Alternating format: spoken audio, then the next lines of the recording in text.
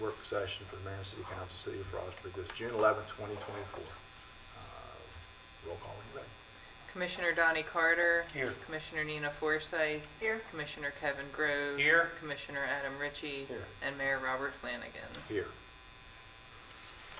Okay, first with us today, we have Carrie Hughes and Roger Bennett from the Emergency Management, I don't know. You can tell your titles, that would be better, with Allegheny County to talk about the hazard mitigation plan. I'm Roger Bennett. I'm the Deputy Director for the Department of Emergency Services, and Carrie Hughes is our Emergency Management Chief. We'll be doing the presentation on a document that's been worked on for over a year now, which benefits us all by allowing us to put in for grants as municipalities. So what we're doing here today, we'll be also doing with other municipalities, and then final presenting it to the commissioners for ratification.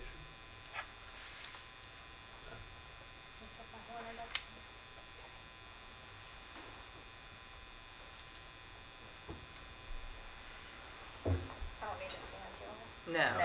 You're fine.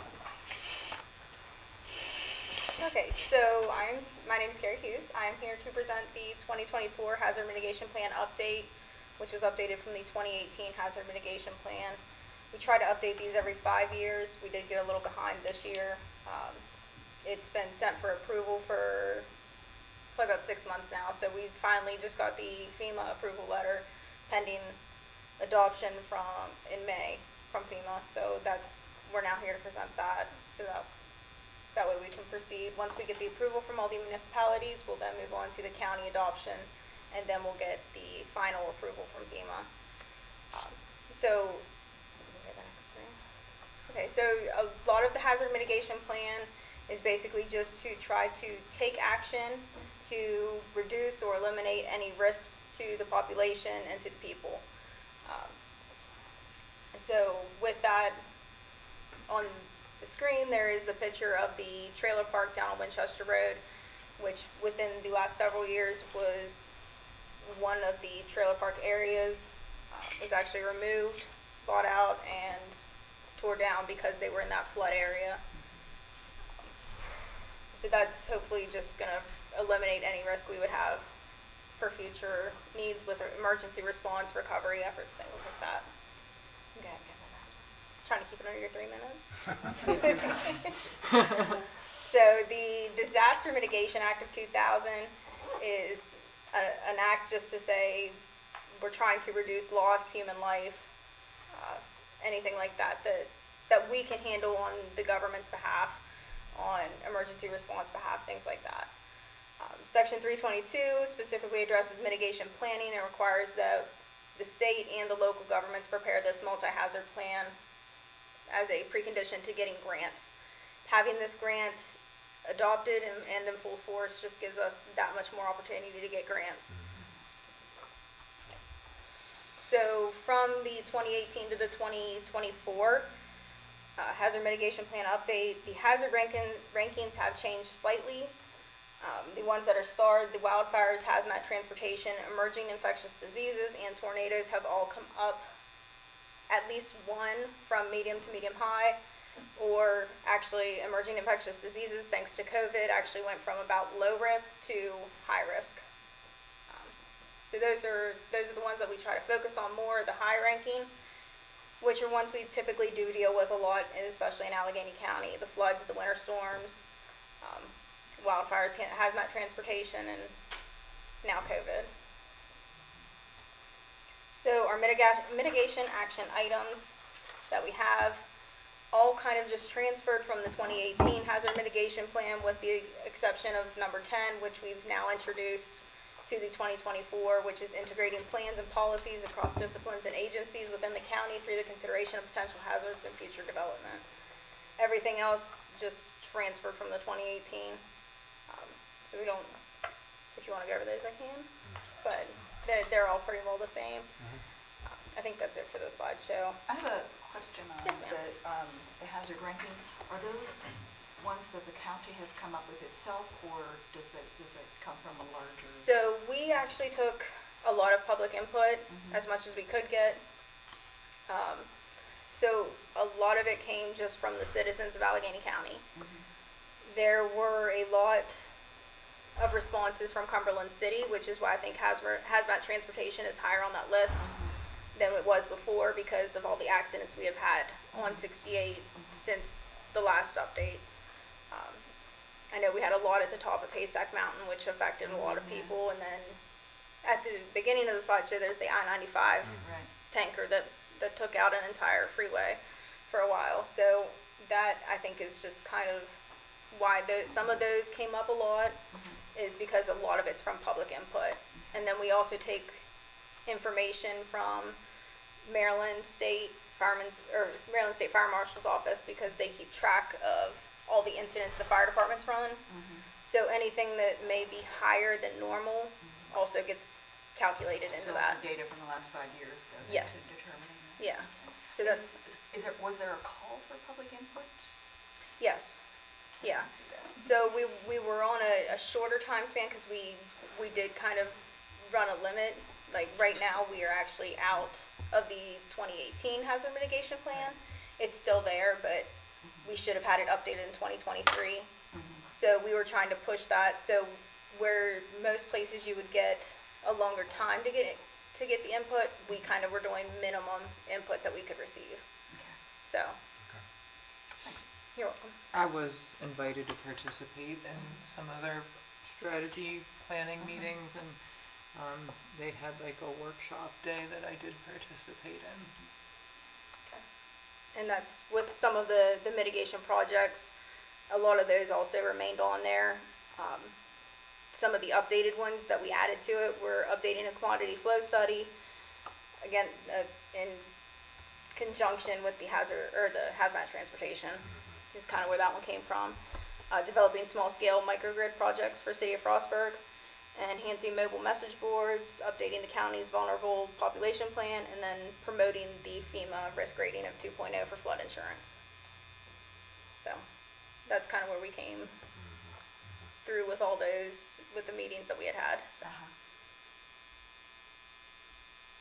do you have any questions? All good? Yeah, I'm good. So that will be a resolution.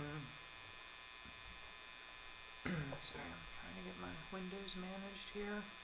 So that the resolution Carrie has drafted, so that would be at your next council meeting on Tuesday, if that works for everyone. Very good. All right. Well, thank you, folks. Appreciate Thank it. you. Thank You're you for welcome to inviting us. stay, but free to go. Next, Elaine has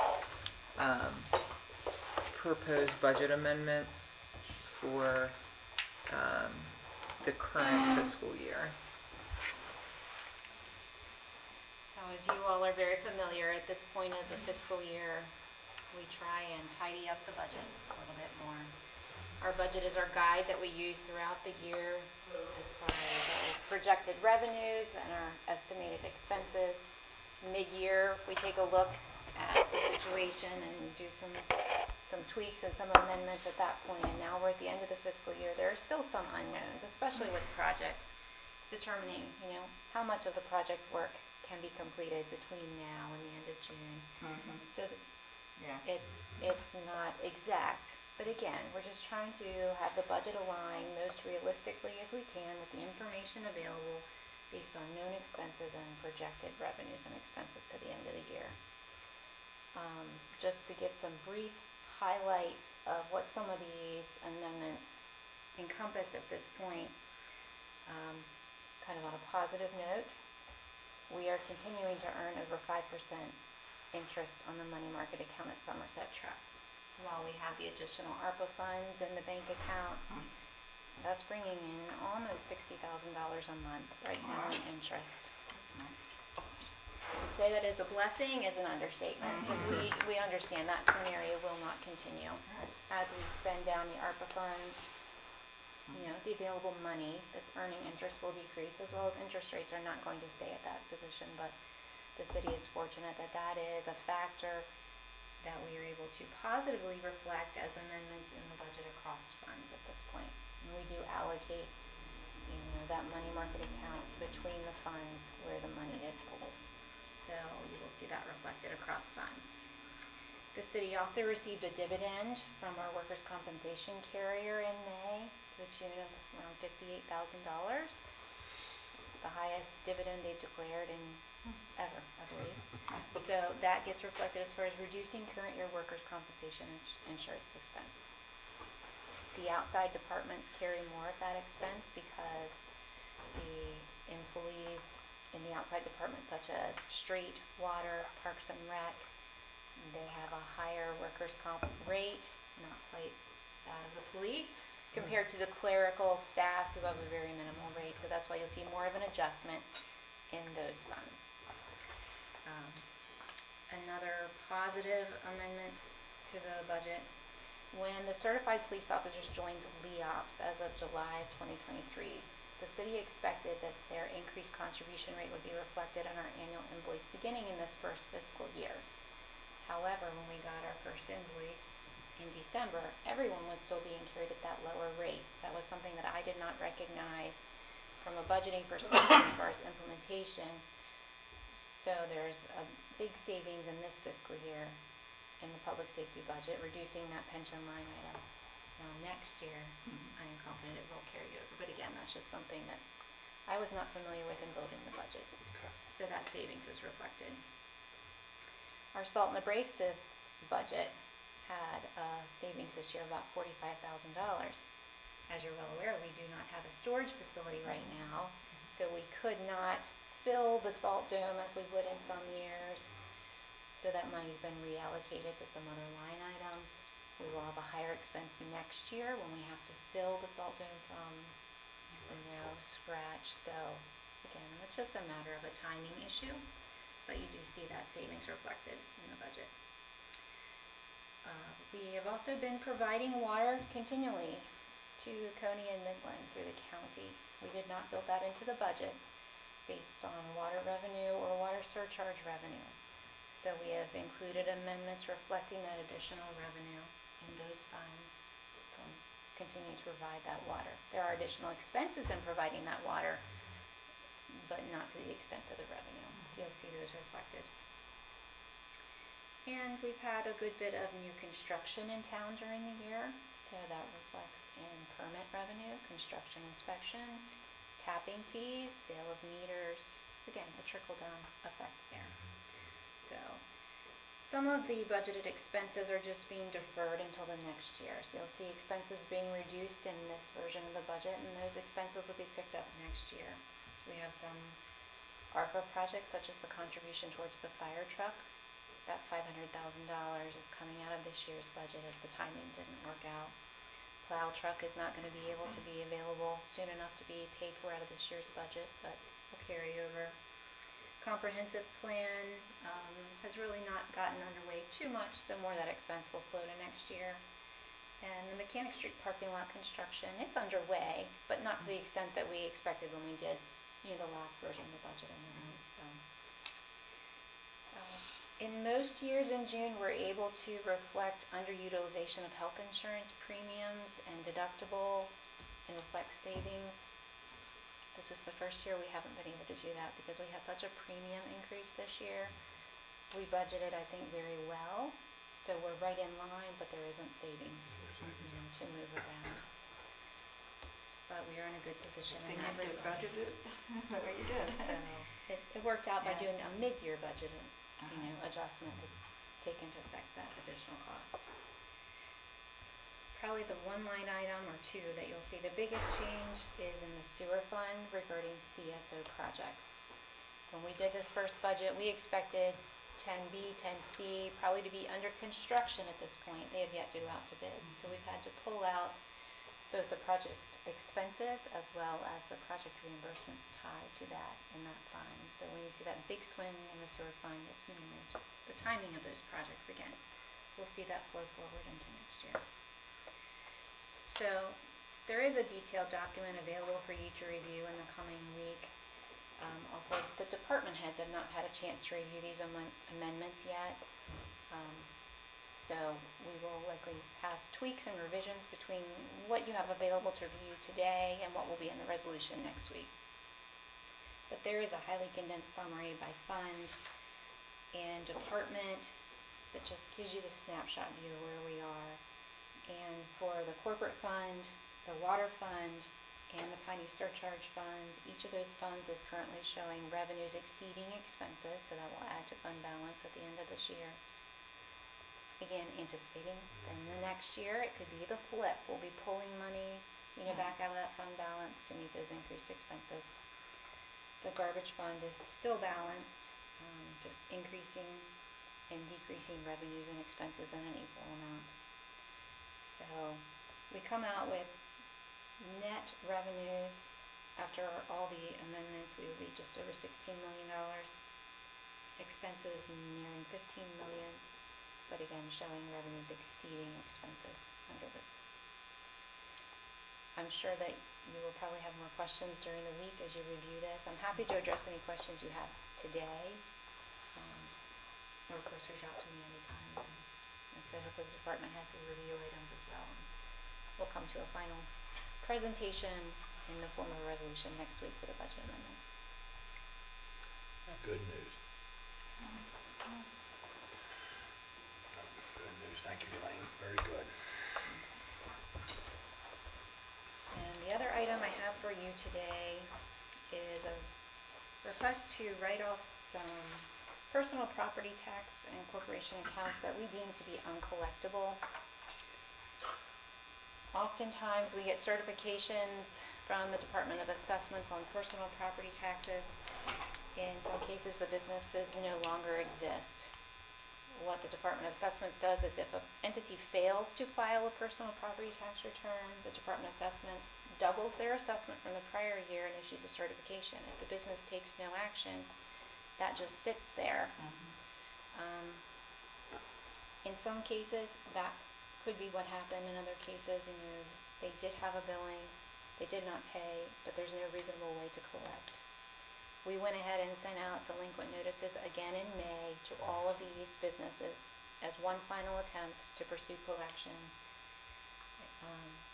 And we did not receive collection, and you'll see in this, the businesses have closed or the mail has been returned. It's not a significant dollar amount, but it would be good to clean these off since we do deem these to be uncollectible. It's not reasonable to continue to carry them as receivables. So the corporation taxes is $1,195.42.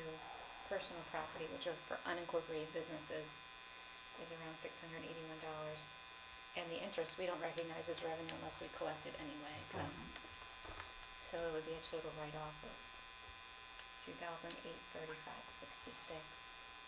I don't believe this needs to be a resolution, or just consensus, is that correct, Elizabeth? Yeah. Okay. Any concerns about writing these off? No. Thank you very much. Thank you, Elaine. All right. Frostburg First has their annual lemonade crawl coming up on June 29th. That is a Saturday from 11 a.m. to 4 p.m. And they have requested that the open container law be repealed during that time window. Of course, as usual, there will be no glass containers permitted, all plastic or cans. Everybody okay? Yep. Okay. That'll be a resolution. Hayden, I don't have a document for you. Sorry. It's all right. Do you need the bid? It's 169,000, Okay. correct? 160-ish? Yeah. Yeah. So, I know we talked about it briefly last month, but the ad alternate for the salt facility, I talked with Adam and Bob and Shane and myself and the contractor, and we were all pretty well in agreement to move forward with it for the ad alternate, given that we're never going to get the same price again. And getting a bulk discount now to do the work made a lot more sense, because if we had to come back in 5 years and do the work, it would be a lot more money than $169,000. Not to mention just the constructability of it gets harder if you split things up. If there's any questions about what the ad alternate is, I can go into detail. If anybody has any questions, if not, I would ask for a formal for that next week for the salt building. So That way we can finalize ordering our material, our steel, get everything at once, so. And because of the conditions we find ourselves in this budget year with the additional interest income and stuff, we felt like that was a reasonable plan to just use some of the unspent funds out of this fiscal year to do that, to allocate towards that, which will go into fund, you know, we have these budget years, but it's somewhat artificial. It doesn't, the money doesn't disappear come June 30th. Right. Yeah. So it gets a little wonky when you're only looking at the 1 year as a whole, but. Right. So, everybody all right? Yeah, makes sense. Okay, go ahead. Hayden, do you want to just, while you're talking about spending money, do you want to just keep going? Yeah, so for about the past year, with everything going on with Coney and Midland, we've been trying to track down a fourth pump that will work. We have a fourth valve that'll work. We've been working on finding a fourth pump that'll work for Piney, given that the three that are up there are 15 years old. The pump number one is actually, I think, 25 years old. But found that pump today, one that'll work, that fits all of our pump curves, and will work with our other three pumps all together. The cost for that pump, the guy I'm talking with, is about $90,000. He's going to give me a final quote here before Tuesday of next week. But the funds are there under Piney surcharge, especially based on with everything going on with Coney and Midland. But I think it would be prudent to do this pump now, especially because I foresee us supplying water to Coney and Midland for a while, if not indefinitely. You know, that's not fact, that's not set in stone, but I think there's a strong possibility that we're doing that for a long time. So it would be, I think it's prudent to go ahead and get that fourth pump now. Even not considering the age of the other pumps, it would make sense. Correct. So I'll have an official number for you, but I'm expecting. Is it brand new or is it like it'll rebuilt? be brand new. Okay. So I'm expecting in the $90,000 to $93,000 range. But like I said, it's taken a year to kind of get this figured out between the engineering that went into it at the beginning and then finding one that works with all three. So this is not the install cost. This is not $90,000 to buy the pump, install it, have it hooked up, everything to go. It's to get the pump. So if there's any questions, I'd be happy to go into it. I think it's a smart move, especially with the money being that will be in the surcharge fund. That can only go to the water treatment plant or Piney. Right. Right, yeah. So. And if you don't see anything else that you think in the next 24, 36 months is going to be a hiccup, but I know we've talked pumps before. Yeah. So if it's agreeable to everybody next week, I would ask for a motion in a second on that final quote. And as soon as I get the final quote, I'll let the group know. Right. Everybody okay? Thanks, Hayden. Yep, thank you. The only other thing, in terms of the election, the Board of Elections will reconvene this Friday at 10 a.m. They will count all of the ballots that have been received by mail from last Wednesday through Friday at 10 a.m. All of those mail-in ballots are eligible to be counted so long as they're postmarked by June 4th. That'll be verified. And then no earlier than 11 a.m. and no later than 11:59 p.m. The Board of Elections will certify the results of the election. That will be communicated to you, of course, as well as the media. And then my responsibility is to have those results recorded into the council meeting minutes of next week's meeting. So just wanted to recap on how that process works. But that is all I have, and I believe it's all the staff have, so anything for the good of the order by the mayor and council. Nothing from me. Thank you all for coming this evening. Okay, you did good. I think we'll keep you. I tried. You gotta get something. Alright.